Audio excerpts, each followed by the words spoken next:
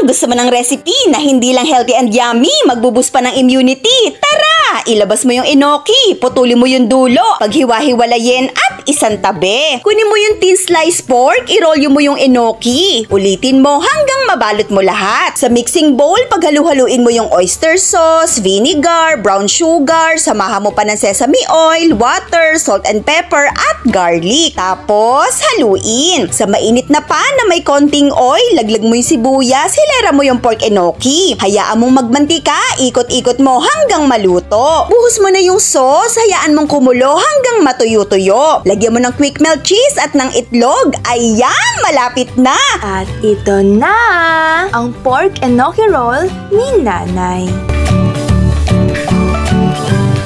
Samahan mo lang ng mainit na kanin, lalagyan mo pa ng chili sauce at ng kimchi. Ay siya, sige, mamaya na tayo mag-usap. Para sa kompletong sangkap, pose!